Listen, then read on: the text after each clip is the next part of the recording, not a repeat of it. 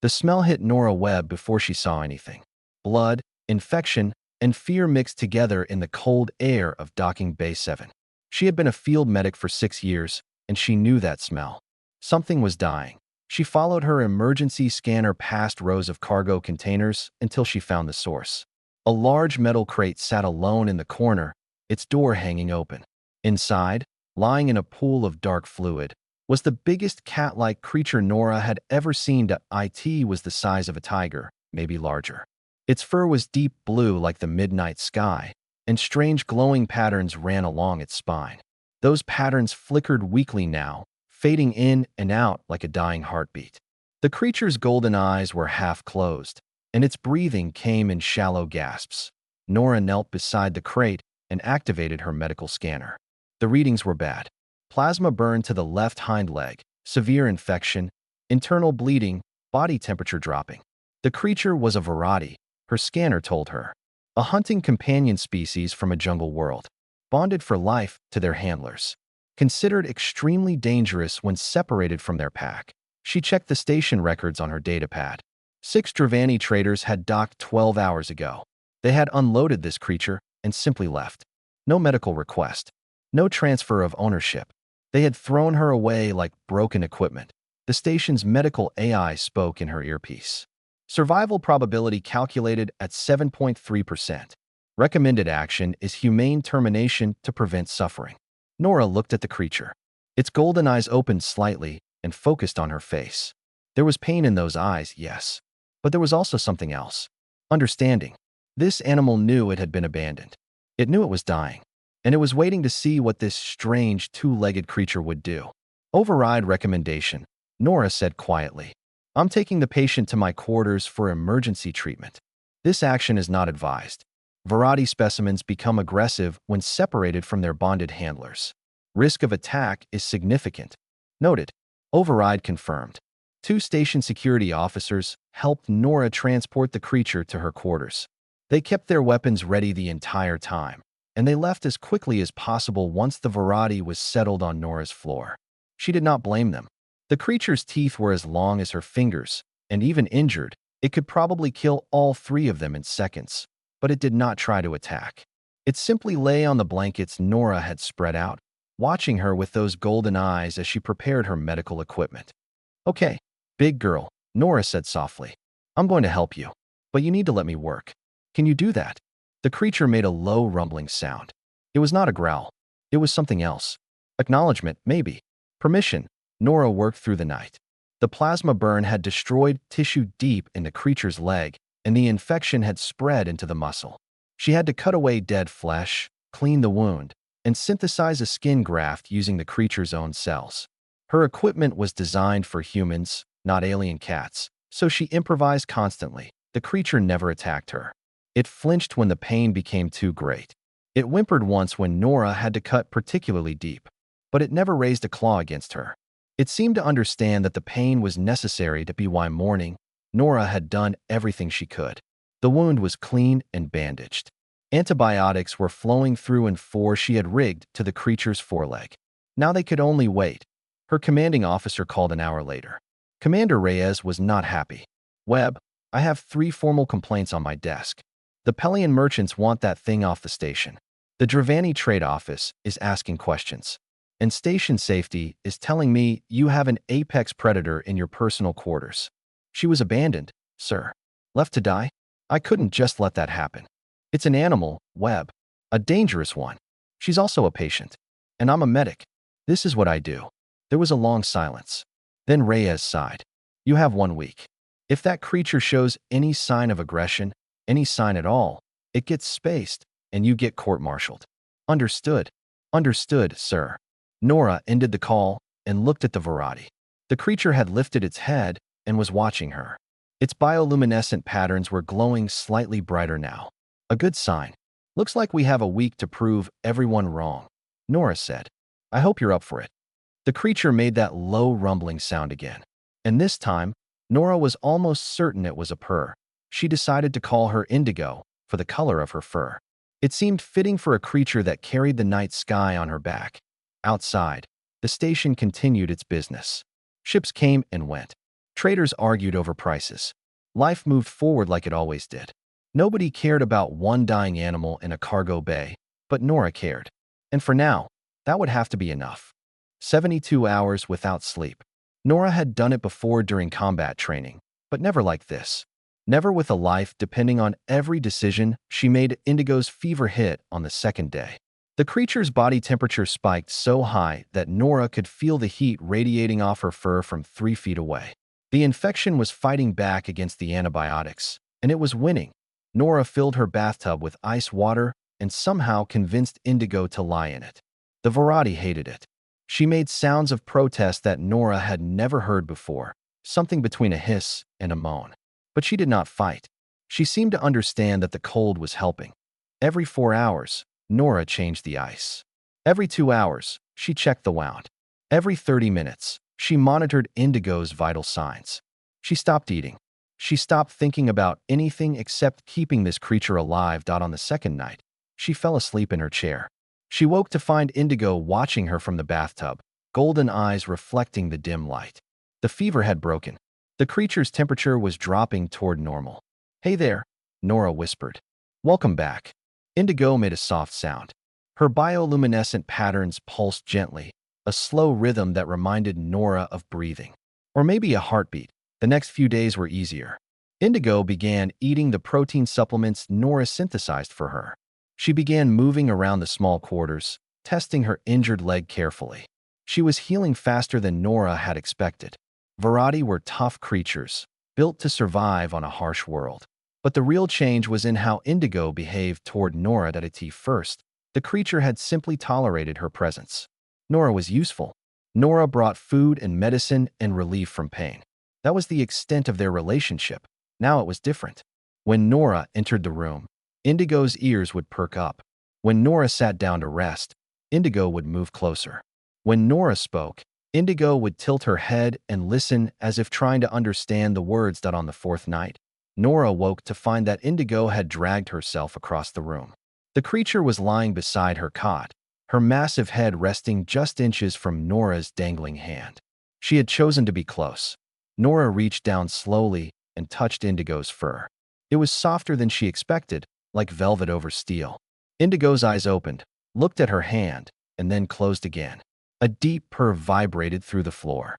"I guess we're friends now," Nora said. The station did not share her enthusiasm. Word had spread about the human medic keeping a Varati in her quarters. Alien crew members avoided her in the corridors. The Pelian merchant sent another formal complaint. Someone had started a petition to have Indigo removed from the station. Commander Reyes called for an update on day 5. "The creature is recovering," Nora reported. "No signs of aggression. She's been calm and cooperative throughout treatment. And when she's fully healed, what then?" Nora hesitated. She had not thought that far ahead. She had been focused on keeping Indigo alive, not on what would happen after. "I don't know yet, sir." "Figure it out, Webb. You have 2 more days." Nora spent those 2 days researching everything she could find about Varati. The information was limited. They were native to a planet called Vora Prime, a jungle world with high gravity and dangerous predators. The Varati had evolved as apex hunters, but they had also developed a unique trait. They could form deep bonds with other species. Once bonded, a Varati would protect its companion with absolute loyalty, but the bonding process was supposed to take years. It required careful training and constant contact. It could not happen in less than a week, except it had. Nora realized it on the 6th day. She was changing Indigo's bandages when a maintenance worker entered the room without warning. Indigo rose instantly, placing herself between Nora and the door. Her bioluminescent patterns flared bright. A low growl rumbled in her chest. "Easy, girl," Nora said softly. "He's not a threat." Indigo did not relax until the worker had left and the door had closed. Then she turned and pressed her head against Nora's chest, purring loudly. The Varati had bonded with her. Not because of training or time, because Nora had been there when Indigo needed someone most. She had chosen to care when everyone else had walked away. That night, Nora sat on the floor with Indigo's head in her lap. The creature's eyes were closed, and her breathing was slow and peaceful. The wound was healing well. In another week, she would be fully recovered. "I don't know what happens next," Nora whispered. But I'm not letting anyone take you away. You're stuck with me now." Indigo's ear twitched. Her purr grew louder. Outside the window, ships continued their endless dance around the station. Somewhere out there, the Dravani traders who had abandoned Indigo were going about their lives. They had probably forgotten about her already. She was just cargo to them, just property. They had no idea what they had thrown away, and Nora was going to make sure they never got her back. 3 weeks after the cargo bay discovery, Nora walked through the station's main corridor with a midnight blue shadow following close behind. Indigo moved silently despite her size, her massive paws making no sound on the metal floor. Her golden eyes scanned every face they passed, every doorway, every corner. The corridor emptied ahead of them. Aliens pressed themselves against walls. Conversations stopped.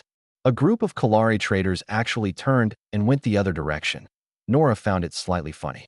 3 weeks ago, nobody on this station cared if she lived or died. Now everyone knew her name. She was the crazy human who walked with a monster. Indigo was not a monster. Nora knew this now. She was protective, yes. Territorial, certainly. But she was also gentle and intelligent and surprisingly affectionate. She communicated through ear positions, tail movements, and the patterns of light that danced along her spine. Nora had learned to read these signals. A slow blue pulse meant contentment. Rapid white flashes meant alert. Deep purple meant she wanted belly rubs. Their routine had become comfortable. Nora worked her shifts in the medical bay while Indigo waited in their quarters. In the evenings, they walked the station together. At night, Indigo slept beside Nora's cot, her massive body a warm presence in the dark. Then the Dravani returned. It was a different ship, different traders. But they wore the same merchant house symbols, and they had the same cold calculation in their crystalline eyes. For tall beings with 4 arms each, their skin reflecting light like living glass. Nora was eating lunch in the common area when they approached her table. Indigo immediately rose from her resting position on the floor. Her bioluminescent patterns shifted to white. "Human," the lead Dravani said. His voice was like grinding stones. "You have our property. I don't know what you're talking about. The Varadi. It belongs to Merchant House Cressoni. Our records show it was lost during a docking incident. We are here to reclaim it." Nora set down her food. "Lost? Is that what you're calling it? Your people shot her and left her to die in a cargo bay. Internal discipline matters are not your concern. The creature is property of Merchant House Cressoni. You will return it. She's not in it. And I won't return her anywhere." The Dravani's expression did not change, but his 3 companions moved to surround the table. They were trying to intimidate her. It might have worked if she had been alone. Indigo stepped forward. The transformation was instant. The lazy cat became something else entirely. She rose to her full height, easily reaching Nora's shoulder. Her fur stood on end. Her bioluminescent patterns blazed so bright that nearby aliens shielded their eyes. And she opened her mouth to reveal teeth designed for killing things much larger than Dravani. The sound she made was not a roar. It was deeper than that. It vibrated through the floor, the walls, the air itself. Nora felt it in her bones. Every instinct she had screamed at her to run. She stayed still. Indigo would never hurt her. The Dravani backed away. One of them had drawn a weapon but seemed afraid to use it. The lead trader's crystalline skin had gone pale. "You cannot keep what is ours," he said, his voice less confident now. "We will file formal claims. Your laws will support us. File whatever you want," Nora said. "But right now, I suggest you leave." They left. Indigo calmed slowly. Her patterns faded from blinding white to soft blue. She pressed against Nora's side, rumbling gently. Nora scratched behind her ears and tried to stop her hands from shaking. The legal battle began the next day. Merchant House Cressoni filed ownership claims with station administration. Nora filed counterclaims citing abandonment laws and animal cruelty regulations. Hearings were scheduled. Documents were requested. Nora spent her evenings preparing her case. She gathered the original security footage. She collected her medical records. She researched every law she could find about abandoned property and animal welfare. And then she found something interesting in the original cargo manifest. Indigo had not been shot because she was sick or injured. She had been shot because she had protected someone. The manifest included a disciplinary note stating that the Varadi had interfered with punishment protocols, preventing handlers from correcting a juvenile member of their household. Indigo had saved a child, and they had tried to kill her for it. Nora stared at the document for a long time. Then she looked at Indigo, who was sleeping peacefully on her blanket, her patterns pulsing with the slow rhythm of content rest. "You're a hero," Nora whispered, "and they treated you like garbage." Indigo's ear twitched, but she did not wake. The hearing was in 3 days. Nora would tell everyone what really happened. She would show them who Indigo really was. She would fight with everything she had, and she would not lose. The administrative chamber was designed to intimidate. High ceilings, cold metal walls, a raised platform where the judges sat looking down at everyone else. Nora stood at a small podium facing that platform, feeling very small and very alone. Indigo was not allowed in the chamber. Station security had insisted. So the Vorati waited outside with 2 guards who looked like they would rather be anywhere else in the galaxy. The Dravani delegation sat on the opposite side of the room. 5 of them now, including a representative who spoke with the smooth confidence of someone used to winning. They had lawyers. They had documents. They had centuries of trade agreements supporting their position. Nora had herself and the truth. She hoped it would be enough. This hearing will determine ownership of the Vorati specimen currently designated as Indigo, the chief administrator announced. He was an old consortium official with gray skin and tired eyes. Merchant House Cressani has filed a claim of rightful ownership. Medical Officer Nora Webb has filed a counterclaim citing salvage law and abandonment. Both parties will present their evidence. The Dravani representative spoke first. His arguments were simple and effective. Vorati were bred by Dravani traders. They were property under Dravani law. This particular specimen had been lost due to administrative error during a docking procedure. Merchant House Cressani was simply recovering its stolen asset. He made no mention of the shooting. No mention of why Indigo had been left behind. He spoke about her like she was a broken machine that needed to be returned to its owner for repairs. Then it was Nora's turn. "I found Indigo dying in Cargo Bay 7, she began. She had been shot with a plasma weapon and left without medical care. The traders who abandoned her filed departure clearance without reporting her as lost cargo. They did not request medical assistance. They did not attempt to recover her. They threw her away." She activated her datapad and projected the security footage onto the chamber's display. The room watched as 6 Dravani unloaded a bleeding creature, looked at it briefly, and walked away. Not one of them looked back. Under station salvage law, abandoned property that is recovered and restored belongs to the salvager. Indigo was abandoned. I recovered her. I restored her. By your own laws, she is mine. The Dravani representative smiled thinly. The footage shows an unfortunate error, nothing more. Our clients did not intend to abandon the creature. They believed she would receive medical attention through normal station protocols. Then why did they shoot her in the first place? Silence. The representative's smile faded slightly. Nora projected the cargo manifest onto the display. This is the disciplinary note attached to Indigo's file. It states that she was shot because she interfered with punishment protocols. She protected a child from her handlers, and they tried to kill her for it. Murmurs rippled through the chamber. The administrator leaned forward with interest. "This is irrelevant," the Dravani representative said quickly. "Internal discipline matters do not affect property rights. The creature is still ours regardless of why it was disciplined. The creature saved a child's life. And you call that a discipline problem?" The chamber door opened. Everyone turned to look. A small figure stood in the entrance, hesitating. She was Dravani, young by their species standards, her crystalline skin still showing the soft colors of adolescence. 2 of the merchant delegation rose immediately, their expressions alarmed. "Rena, what are you doing here?" one of them demanded. The young Dravani ignored him. She walked forward until she stood in the center of the chamber, facing the administrator's platform. "I wish to speak," she said. Her voice trembled slightly, but did not break. "This child has no authority to testify," the representative protested. "She is a minor member of Merchant House Cressani. Her statements carry no legal weight." The administrator held up a hand. "This is an informal hearing, not a court. I will hear what the young one has to say." Rena took a deep breath. "The Vorati saved my life. I was playing near the cargo loaders when one of them malfunctioned. It would have crushed me, but she pushed me out of the way. She took the damage instead." Her voice grew stronger as she continued. "My family was angry. They said the Varadi should have let me be hurt rather than interfere with equipment.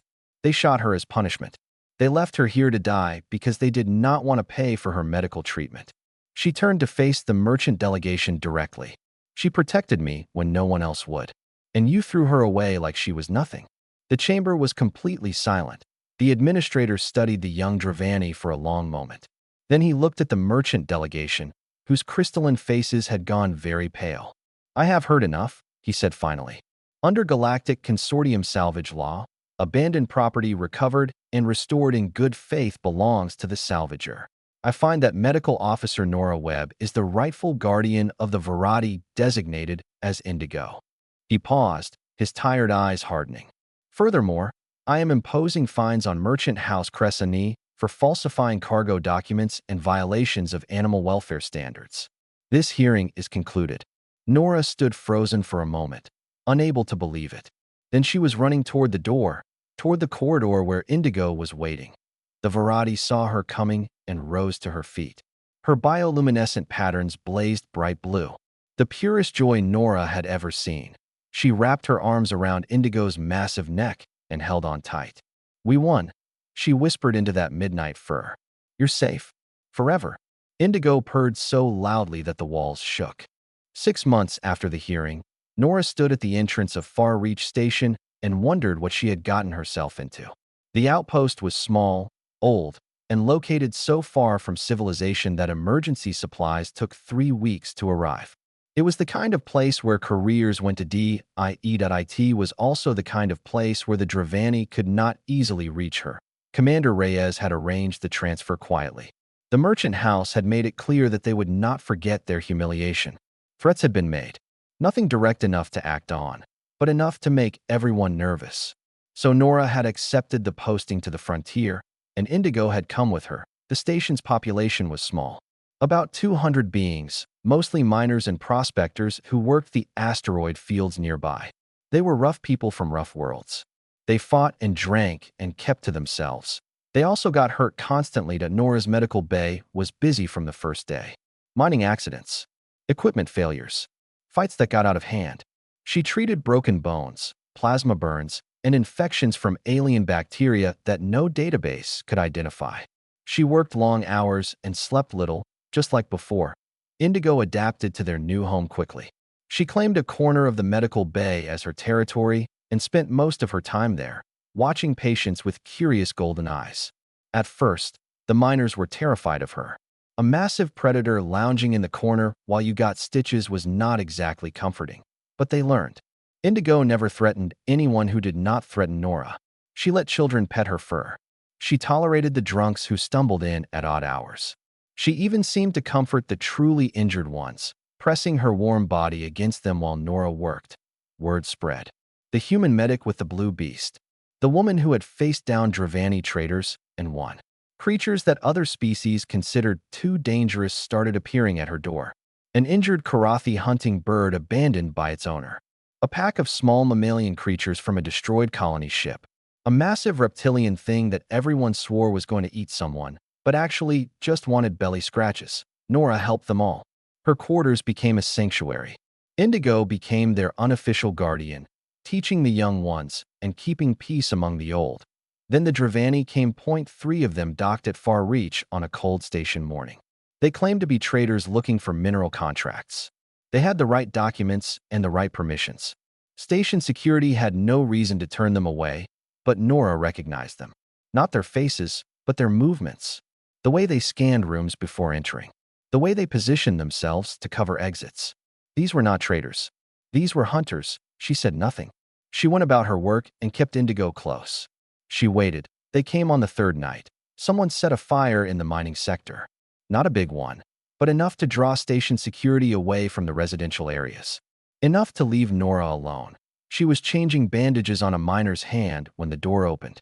3 Dravani entered, their crystalline bodies reflecting the harsh medical lights. One of them held a restraint collar. Another held a weapon. Petty Officer Webb, the lead one said, "We have come for what belongs to our house." Indigo rose slowly from her corner. Her patterns shifted to blinding white.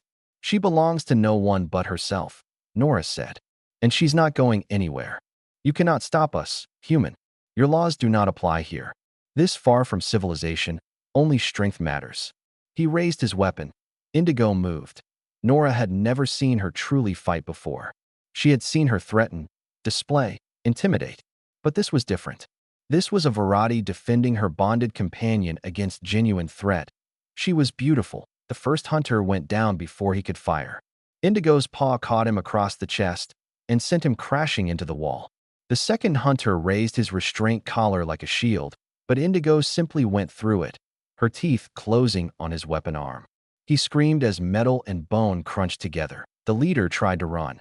Indigo let him get 3 steps. Then she was on him, her full weight pinning him to the floor. Her jaws closed around his throat, but did not bite down. She held him there, growling, her golden eyes promising death if he moved. Nora walked over slowly. Her hands were shaking, but her voice was steady. Tell your merchant house that Indigo is not property. She never was. And if anyone comes for her again, she will not be so gentle. She nodded to Indigo, who released her grip and stepped back. The Dravani lay gasping on the floor, his crystalline skin cracked in several places. Leave, Nora said. Now. They left. Station residents found the aftermath 30 minutes later.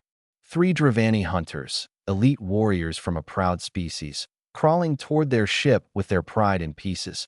And behind them, framed in the medical bay doorway, stood a small human woman with a massive blue beast pressed against her side. The beast was purring. Nobody threatened Nora Webb after that. 1 year after a dying creature opened her golden eyes in a bloody cargo bay, Nora Webb stood at the center of the first interspecies animal sanctuary on the frontier. That IT had grown larger than she ever imagined. What started as injured animals in her quarters had become a proper facility. Donations had come from unexpected places. A Kalari merchant guild contributed building materials. A human colony sent medical equipment. Even the Galactic Consortium had provided funding after their inspectors visited and found themselves unable to leave without petting something. 23 creatures called the sanctuary home now. Some would eventually be released or relocated. Others would stay forever, too damaged by their past owners to trust anyone new. Indigo watched over all of them, a midnight blue matriarch who settled disputes with rumbles and taught the young ones how to behave. Nora was reviewing supply requests when the emergency call came in at a mining colony 3 days away. Cave in. 20 workers trapped underground. Standard rescue equipment could not reach them without causing more collapse. They needed help. Nora did not hesitate.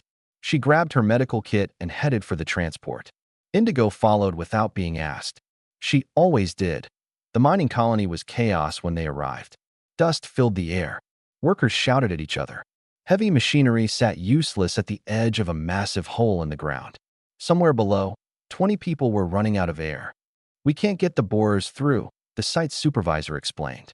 His face was gray with worry. The rock is too unstable. Every time we try to dig, more sections collapse. Nora studied the cave entrance. It was narrow, barely wide enough for a person.